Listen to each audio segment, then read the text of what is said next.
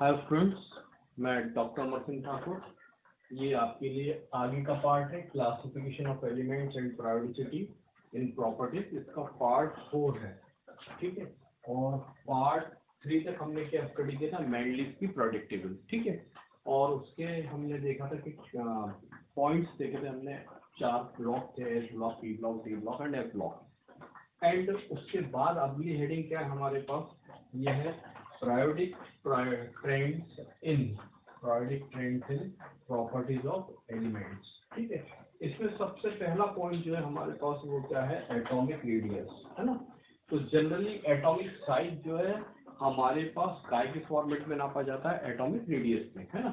तो atomic radius हम क्या बोलते हैं, एटम जैसा स्फेरिकल है ना, गोल है। हमने बोला कि ये हमारे पास न्यूक्लियस हो गया, ठीक है, और ये हो गया हमारे पास ऑर्बिट, ठीक है। और यहाँ पर क्या है, इलेक्ट्रॉन, ठीक है। तो distance of the electron which is present in outermost shell is called the atomic radius, ठीक है। क्या एटॉमिक रेडियस है ना। तो एटॉमिक रेडियस की बात करें हम क्या बोलेंगे भाई, distance of electron, distance of electron which is present in, which is present इन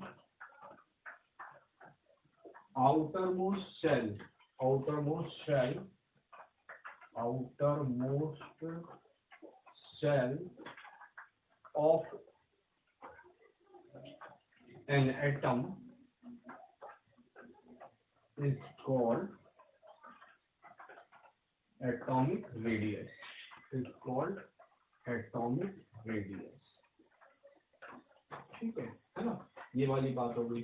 तो बाहर वाला सेल क्या होता है हमारे पास, क्या कहना था उसको, हम बोलते हैं वैलेंसी सेल, ठीक है। अब एक बात ये हुई, उसके बाद हमने बोला कि क्वांटम मैकेनिक्स हमारे पास जो है, वेव मैकेनिक्स क्या कहती है कि हमारे पास इलेक्ट्रॉन जो है एक टाइम में हमारे पास न्यूक्लियस के काफी क्लोज हो सकता है और दूसरे टाइम में क्या हो सकता है, ये काफी दूर हो सकता है, ठीक है। तो उस हिसाब से ये डेफिनेशन जो है हमारे पास थोड़ी सूट नहीं करती। तो हमने इसकी 3 ऑपरेशनल डेफिनेशन दी। कौन कौन सी ऑपरेशनल डेफिनेशन दी, on the basis of bond, bond के आधार पर हमने जो एटॉमिक रेडियस है इसको हमने 3 पार्ट में बांटा। कौन कौन सी, सबसे पहली कहलाई हमारे पास कौन सी कहलाई, कोवेलेंट रेडियस, ठीक है, कोवेलेंट रेडियस, है ना। तो हमने कोवेलेंट रेडियस के बारे में क्या बोला, if the bond present between the 2 element, if the bond present between the 2 elements, if the bond present between the 2 elements, present between the 2 elements, between 2 elements is called, if the bond present between 2 elements is covalent, is covalent, ठीक है। the radii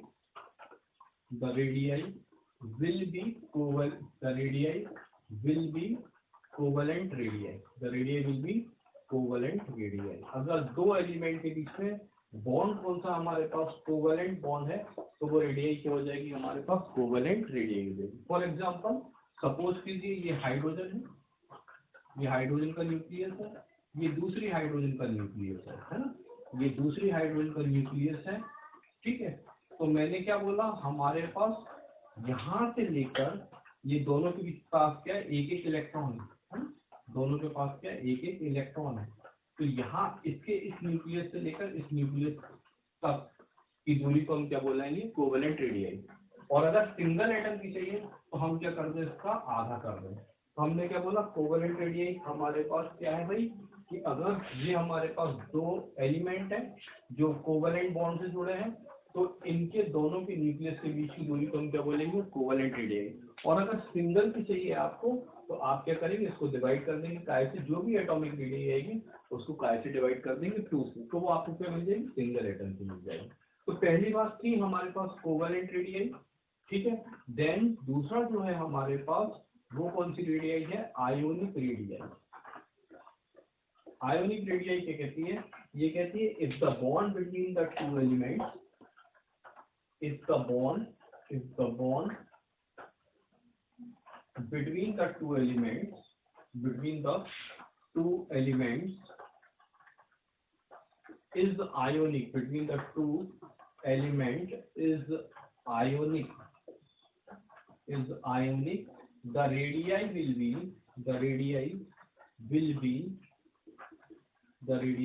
be ionic radii. वो ionic क्या हो जाएगी हमारे पास, ionic radius हो जाएगी. For example मैंने बोला ये है Na+, ठीक है ना, सोडियम Na+, 281, ठीक है. और ये है Na+ की बात करेंगे तो उसके अंदर कितने सेल रहेंगे हमारे पास, 2 और 8. और क्लोरीन की बात करेंगे हमारे पास तो उसके पास कितने सेल रहेंगे हमारे पास, क्लोरीन के बाहर कितने रहेंगे, 8, ठीक है. और फिर 8 एंड देन 2, ठीक है. And then this is the nucleus of the chlorine, है ना. तो हम अगर बोले यहाँ से लेकर ये क्या है, सोडियम आयन, ये क्या है सोडियम आयन, और ये क्या है हमारे पास क्लोराइड आयन. तो ये जो दो न्यूक्लियस हैं, है ना, कौन कौन से, this one and this one, है ना. ये न्यूक्लियस का है सोडियम का, ये न्यूक्लियस का है क्लोरीन का. तो यहाँ से यहाँ तक की दूरी को हम क्या कहेंगे, ये दूरी क्या कहलाएगी, आयोनिक रेडियाई, ठीक है. तो अगर हमारे पास बॉन्ड कोवेलेंट है तो रेडियाई कौन सी, कोवेलेंट रेडियाई. बॉन्ड आयोनिक है तो रेडियाई कौन सी, आयोनिक रेडियाई. एक तीसरी रेडियाई और आती है जिसको हम क्या बोलते हैं, वो कहलाती है वॉन डेर वाल रेडियाई, ठीक है. क्या कहलाती है, वॉन डेर वाल रेडियाई. ये रेडियाई क्या कहती है ना, अगर हमारे पास, जैसे हमारे पास किसी एलिमेंट के बीच में हमें ये पता नहीं है कौन सा बॉन्ड है ना, तो वो क्या कहलाएगा हमारे पास, वॉन डेर वाल रेडियाई, है ना. If there is no particular information about the bond, वो रेडियाई के कहलाएगी वॉन डेर वाल रेडियाई. जैसे इनर्ट गैस की अगर हम बात करें, इनर्ट गैस कौन सी हमारे पास, जैसे हीलियम, नियॉन, आर्गन, है ना, उनके हालांकि वो कभी भी कंबाइन नहीं करती है ना, ठीक है, लेकिन सॉलिड स्टेट में क्या होता है, वो हमारे पास मॉलिक्यूल बनाती है. तो जैसे मैंने बोला, मान लीजिए ये हमारे पास हीलियम मॉलिक्यूल है ना, इसके बाहर कितने इलेक्ट्रॉन है, 2, ठीक है. और ये जो है दूसरा हमारे पास, ये भी क्या है, हीलियम मॉलिक्यूल है, इसके पास भी कितने हैं इलेक्ट्रॉन है, He, इसके पास भी कितने इलेक्ट्रॉन है, 2, ठीक है. ये क्या है, He, और इसके पास भी कितने इलेक्ट्रॉन है, 2, ठीक है. तो इस न्यूक्लियस से लेकर इस न्यूक्लियस के बीच की दूरी, ये क्या कहलाएगी, वॉन डेर वाल रेडियाई. लेकिन ये ज्यादा होती है ना इससे, ओरिजिनल से. क्यों, क्योंकि ये क्या करते हैं, एक दूसरे को रिपेल करते हैं. दोनों के बाहर क्या है, कंप्लीट इलेक्ट्रॉनिक कॉन्फ़िगरेशन है, ठीक है. तो ये पहली बात थी हमारे पास काय के बारे में, एटॉमिक रेडियाई के बारे में. फिर हमने बताया था आपको कि जब भी हम किसी भी प्रॉपर्टी को स्टडी करेंगे, चाहे वो एटॉमिक रेडियाई हो या कोई और पीरियोडिक प्रॉपर्टीज हो, तो हम काय के बारे में स्टडी करेंगे. हम स्टडी करेंगे काय के बारे में, उनकी स्टडी करेंगे, एक तो ग्रुप के बारे में और दूसरी बात करेंगे काय के पीरियड्स के बारे में. देखिए मैं आपको बताता हूँ कि ग्रुप्स और पीरियड्स में क्या फर्क पड़ेगा. अगर हम इनकी बात करें कि भाई ग्रुप और पीरियड्स में इसके ऊपर क्या फर्क पड़ेगा, तो देखिए क्या फर्क पड़ेगा, ये मैं आपको बताता हूँ. तो देखिए मैंने आपको बताया एटॉमिक रेडियाई, अगर हम इसकी बात करेंगे पीरियोडिक प्रॉपर्टीज की, पीरियड्स में लेफ्ट टू राइट जाने पर क्या चेंज होगा और ग्रुप में टॉप टू बॉटम आने पर क्या चेंज होगा. तो देखिए लिथियम का एटॉमिक नंबर है 3, बेरिलियम का है 4, बोरॉन है 5, कार्बन है 6, नाइट्रोजन है 7, ऑक्सीजन है 8, फ्लोरीन है 9, नियॉन है 10, ठीक है. तो जब आप लेफ्ट टू राइट जाते हैं तो हमारे पास क्या होता है, जो पीरियड्स हैं वो रिजर्व है, कितने हैं, 2, है ना, ठीक है. ऑर्बिट कितने हमारे पास, 2, है ना. लेकिन उनमें लगातार हमारे पास क्या हो रहा है, इलेक्ट्रॉन बढ़ रहे हैं. सेकेंड ऑर्बिट में पहले 1 इलेक्ट्रॉन था, फिर 2 हुए, फिर क्या हुए, 3 हुए, 3 के बाद 4, फिर 5, 6, 7, है ना. तो हमारे पास क्या होता है, हमारे पास ये जैसे जैसे इलेक्ट्रॉन बढ़ते हैं इसके साथ में न्यूक्लियस के अंदर क्या होता है, प्रोटॉन इंक्रीज होते हैं, है ना. इससे क्या होता है, अट्रैक्शन बढ़ता है ना, ठीक है. हमें मालूम है इलेक्ट्रॉन और प्रोटॉन के ऊपर क्या अपोजिट चार्ज है, तो अट्रैक्शन बढ़ता है. तो यहाँ से यहाँ लेफ्ट टू राइट जाने पर क्या होता है, एटॉमिक साइज छोटा होता है. 7th ग्रुप कौन सा होता है, 7th ग्रुप होता है हेलोजन. तो हेलोजन जो है हमारे पास पीरियड्स में सबसे छोटे होते हैं, ठीक है. फिर अगर हम बात करें किसी ग्रुप की, ये सेकंड पीरियड्स की बात थी, पीरियड में लेफ्ट टू राइट जाने पर एटॉमिक रेडियाई क्या होती है हमारे पास, डिक्रीज होती है ना। ठीक है, क्यों डिक्रीज होती है?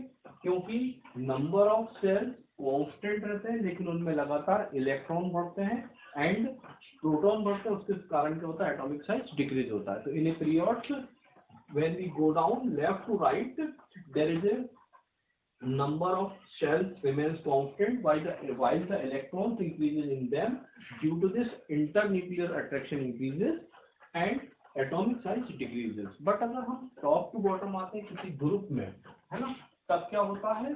देखिए लिथियम के अंदर इलेक्ट्रॉन कितने हैं, 3, सोडियम के अंदर कितने हैं, 11, पोटेशियम के अंदर कितने हैं, 19, है ना। शेल कितने हैं यहाँ पर, 2, यहाँ पर कितने हुए शेल, 3, यहाँ पर शेल कितने हुए, 4। तो when we go down top to bottom in a group, है ना, देयर इज हमारे पास जो होता है हर बार एक शेल बढ़ता है ना। ठीक है, और इलेक्ट्रॉन का डिस्टेंस बढ़ता है फ्रॉम द न्यूक्लियस, है ना। ये देखिए आउटर मोस्ट शेल का इलेक्ट्रॉन से डिस्टेंस बढ़ता है, इसलिए टॉप टू बॉटम आने पर हमारे पास ग्रुप के अंदर क्या होता है, एटॉमिक साइज इंक्रीज होता है ना। तो टॉप टू बॉटम है ना, क्या होता है, एटॉमिक साइज इंक्रीज होता है ना। साइज क्या होता है हमारे पास, इंक्रीज होता है। ठीक है ना।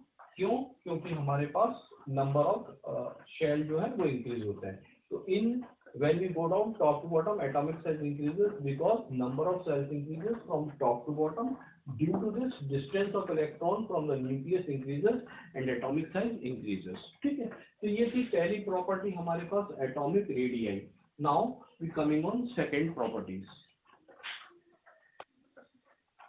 नेक्स्ट है आयोनाइजेशन पोटेंशियल और एनर्जी। ये क्या होता है भाई, हमने बोला कि energy which require for removal of an electron, energy which required for removal of an electron, energy which required for removal of an electron, removal of an electron is called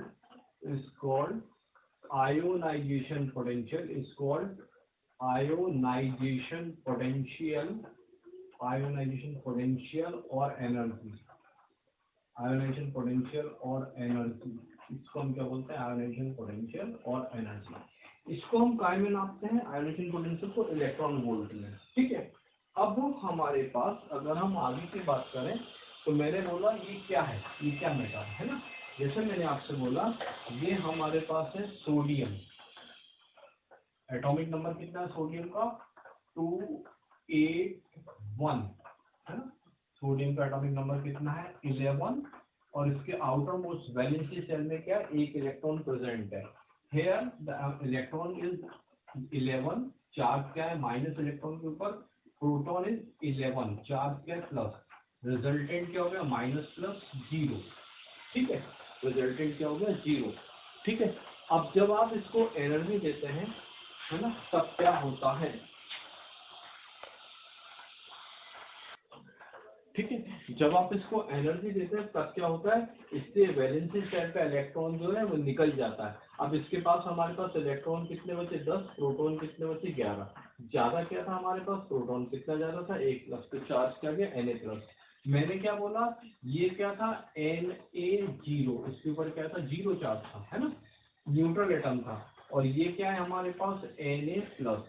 तो energy which convert neutral atom into cation, है ना, वो energy जो एक neutral atom को काय में convert करते हैं, कैटायन में, वो क्या कहलाती है हमारे पास, आयोनाइजेशन पोटेंशियल और आयोनाइजेशन एनर्जी। ठीक है, देखिए अभी इससे क्या हुआ, एक इलेक्ट्रॉन निकला, है ना। तो आपने जो एनर्जी दी वो पहले बार एनर्जी दी तो वो क्या कहलाएगी, IE1, आयोनाइजेशन एनर्जी फर्स्ट। अब अगर आप इससे इलेक्ट्रॉन निकालना चाहें तो इससे इलेक्ट्रॉन निकालना कठिन होगा, क्यों, क्योंकि ये कॉन्फ़िगरेशन काय के बराबर हो गया, नियॉन के बराबर होगा। नियॉन में क्या है, 10 इलेक्ट्रॉन है और वो क्या है, एक इनर्ट गैस है, स्टेबल कॉन्फ़िगरेशन है। अगर आप इससे एनर्जी इलेक्ट्रॉन निकालना चाहेंगे तो हमारे पास एनर्जी ज्यादा लगेगी और वो क्या कहलाएगी, IE2, है ना, ionization energy second. Remember that one point कि IE2 यानी ionization energy second is always greater than I1, ठीक है।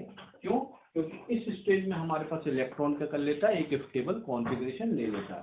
अब फिर हम वही पर बात करेंगे कि हमारे पास जो था टॉप टू बॉटम जाने पर क्या होगा, किसी ग्रुप में और किसी पीरियड में लेफ्ट टू राइट जाने पर क्या होगा, है ना। तो लेफ्ट टू राइट जाने पर एटॉमिक साइज छोटा होता है ना, when we go down left to right atomic size decreases, इसलिए आयोनाइजेशन पोटेंशियल क्या होता है, साइज छोटा होता है तो इलेक्ट्रॉन को निकालने में दिक्कत होती है। तो आयोनाइजेशन पोटेंशियल क्या होता है, लेफ्ट टू राइट जाने पर इंक्रीज होता है, इलेक्ट्रॉन को निकालने में दिक्कत होती है। टॉप टू बॉटम जाते हैं तो एटॉमिक साइज बढ़ता है, इलेक्ट्रॉन का डिस्टेंस बढ़ता है न्यूक्लियस से, इसलिए इलेक्ट्रॉन आसानी से निकल जाता है। इसलिए टॉप टू बॉटम जाने पर आयोनाइजेशन पोटेंशियल की वैल्यू क्या होती है, हमारे पास डिक्रीज होती है। और लेफ्ट टू राइट जाने पर L to R, left to right और टॉप टू बॉटम, ठीक है। तो लेफ्ट टू राइट काय के अंदर, पीरियड में, है ना, किसी पीरियड में, ठीक है। और टॉप टू बॉटम किसी ग्रुप में, है ना। तो ये हमारे पास डिफरेंस है कि लेफ्ट टू राइट जाने पर जो है आयोनाइजेशन पोटेंशियल क्या होता है हमारे पास, इंक्रीज होता है क्योंकि साइज डिक्रीज होता है। और टॉप टू बॉटम आने पर आयोनाइजेशन पोटेंशियल डिक्रीज होता है क्योंकि साइज क्या होता है, इंक्रीज होता है, ठीक है। तो ये वाली बात थी आयोनाइजेशन पोटेंशियल और एनर्जी के बारे में, ठीक है। यहाँ तक दो प्रॉपर्टीज हमने ली हैं अभी। अब नेक्स्ट क्लास में हम आपकी दो प्रॉपर्टीज और इलेक्ट्रॉन एफिनिटी और इलेक्ट्रोनेगेटिविटी को कंसीडर करेंगे। अगर आपको यहाँ तक इस सेशन में कोई भी डाउट होता है तो वो आप मेरे मोबाइल नंबर यानी 9893186602 पर आप कॉल करके पूछ सकते हैं, ठीक है।